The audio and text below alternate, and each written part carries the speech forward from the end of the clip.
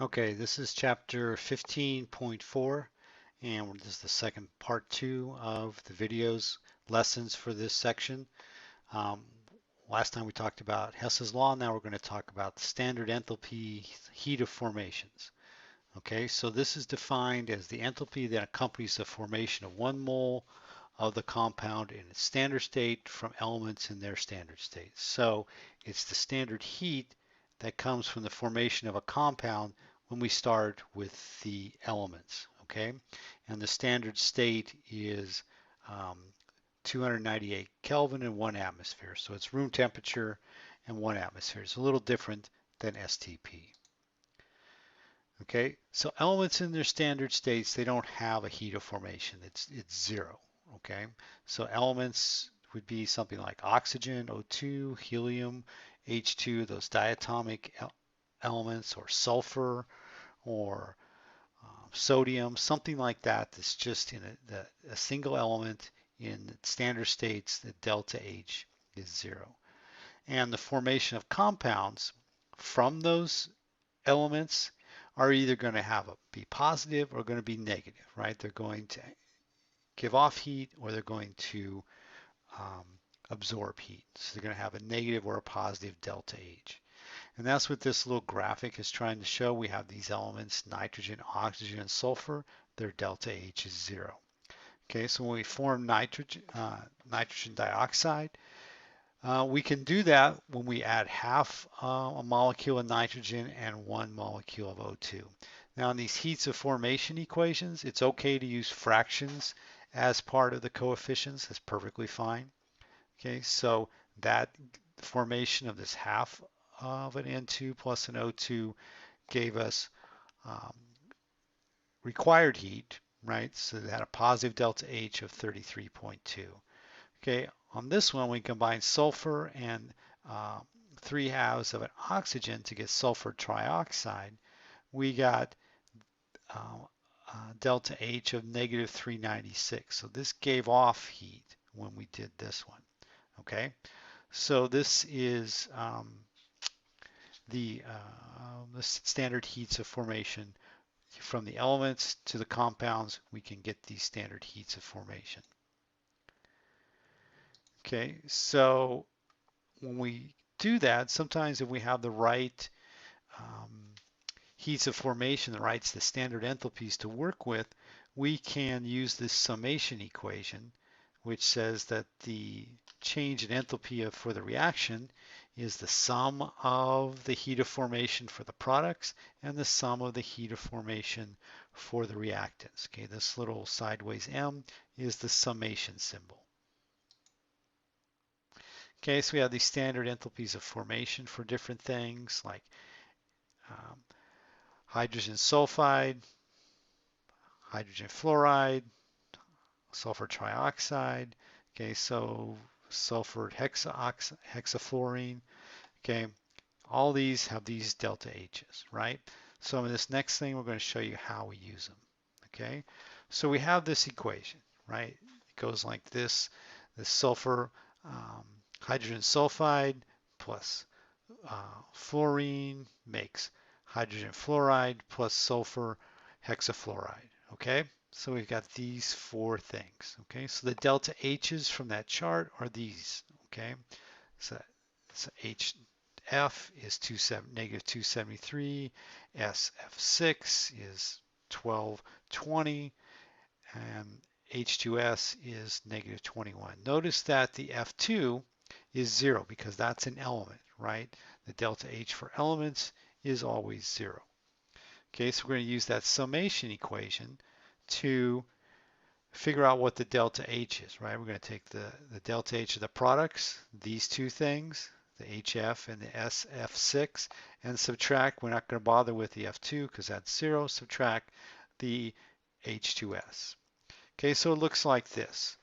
So the delta H for SF, that's the product, is negative 1220. And since we have two of these HFs, we're going to multiply the heat of formation by 2, and we're going to get negative 546. The heat of formation for the hydrogen sulfide is negative 21. So we're going to subtract that negative 21. When we do that, when we subtract a negative, it's like adding, right?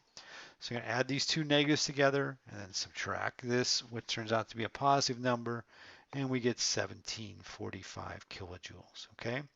So it's another way to use these, to get to the delta H's, and it's using the standard enthalpy as a formation. So there's all kinds of charts that we have for those, and they get these delta H's, the standard enthalpies of formation, from doing experiments, doing careful experiments to see how much heat is released or absorbed when those compounds form. Okay, it's going to do one more Hess's law example because I know it's kind of confusing. The more examples you see, the easier they get. Okay, so we want to form this equation. We have these three equations to work with. Okay, so the first thing we want to do is check and see, we want to get the products matched up. Okay, so I can see that this O, I want a single O on the reactant side. So I need to switch equation A around. Okay, I need to change the sign of this from positive to negative, and I divide everything by 2 to match these O's here. So I want to divide this equation by 2 to match that O, just reverse it, and divide the delta H by 2 also. So it looks like this. Now equation A looks like this. 1 oxygen on the reactant side, because that's what I want, and we get half an oxygen on the product side, and the delta H is negative 247. So it changed the sign, divided by 2. Okay, so that got my equation A in there and the right delta H. I look at this equation. I don't see this. I don't see any O3s or O2s, so I'll leave that one for now. Check on this one. NO, that matches. O3, not too interested in that. NO2, good, and an O2. So I got these, I've got the products and the reactants all there, but I've got this extra stuff. So I'm looking for ways to eliminate this extra stuff. So I look over here on the product side, I've got all O2s on the product side, and I've got all O3s on the reactant side. Now I don't want to mess up these equations, the A and the C, because they've got the products and reactants the way I want to. So what I'm going to do is I'm going to reverse equation B, okay, and I'm going to divide it by 2 to help me eliminate those O2s and the O3s. Right, I divide it by 2 because I only have one O3 here. If I divide this by 2, then I think things are going to match up, and then I can eliminate the O2s and the O3s from both sides of the equation. Okay, so when I do that, when I divide it by 2, and I change the sign of my delta H here, divided that in half and made it a positive, it looks like this. Okay, this it's perfectly okay to have fractions in here. So 3/2 O2 goes to 3 goes to O3. So my equations look like this now. So now I'm ready to start eliminating things. Okay, add reactions and products to both sides and cancel out any terms common to both sides.